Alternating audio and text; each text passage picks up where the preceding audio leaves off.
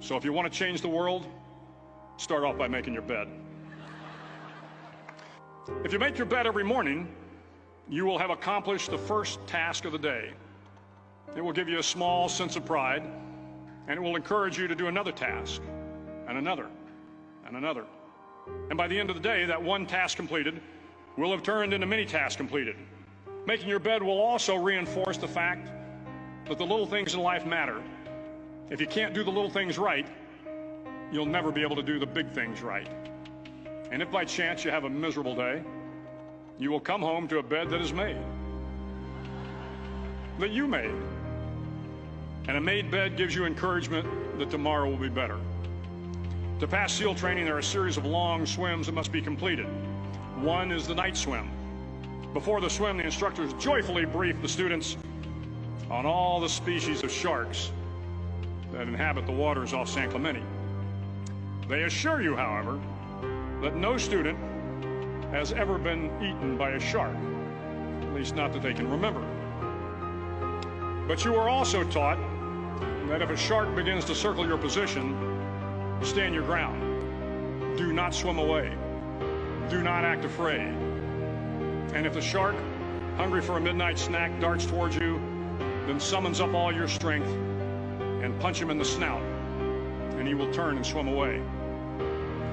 There are a lot of sharks in the world. If you hope to complete the swim, you will have to deal with them. So if you want to change the world, don't back down from the sharks.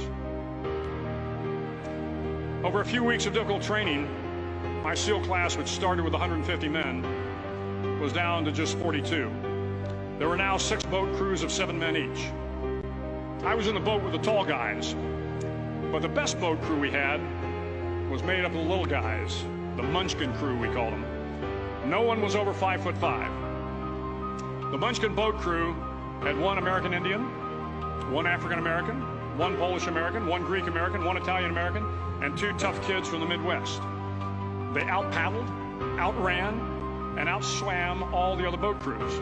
The big men in the other boat crews would always make good-natured fun of the tiny little flippers the Munchkins put on their tiny little feet prior to every swim.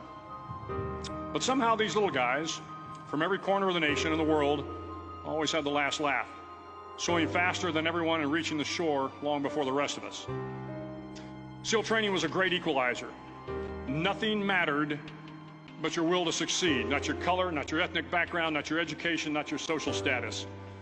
If you want to change the world, measure a person by the size of their heart, not by the size of their flippers. The 9th week of training is referred to as Hell Week. It is 6 days of no sleep, constant physical and mental harassment, and 1 special day at the Mud Flats. The Mud Flats are an area between San Diego and Tijuana where the water runs off and creates the Tijuana Sloughs, a swampy patch of terrain where the mud will engulf you. It is on Wednesday of Hell Week that you paddle down to the Mud Flats and spend the next 15 hours trying to survive this freezing cold, the howling wind, and the incessant pressure to quit from the instructors. As the sun began to set that Wednesday evening, my training class, having committed some egregious infraction of the rules, was ordered into the mud. The mud consumed each man till there was nothing visible but our heads. The instructors told us we could leave the mud if only 5 men would quit. Only 5 men, just 5 men, and we could get out of the oppressive cold. Looking around the mud flat, it was apparent that some students were about to give up.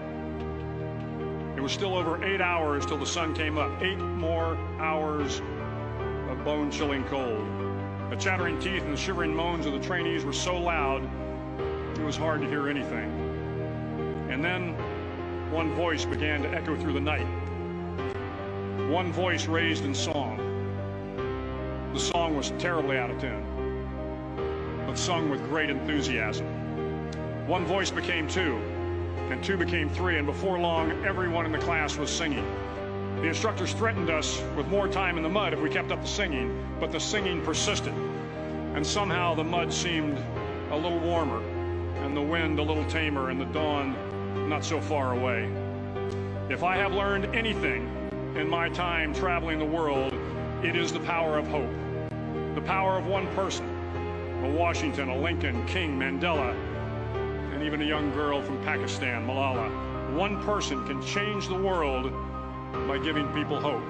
So if you want to change the world, start each day with a task completed.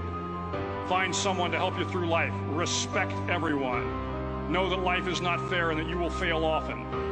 But if you take some risks, step up when the times are the toughest, face down the bullies, lift up the downtrodden, and never, ever give up. If you do these things, the next generation and the generations that follow will live in a world far better than the one we have today. And what started here will indeed have changed the world for the better.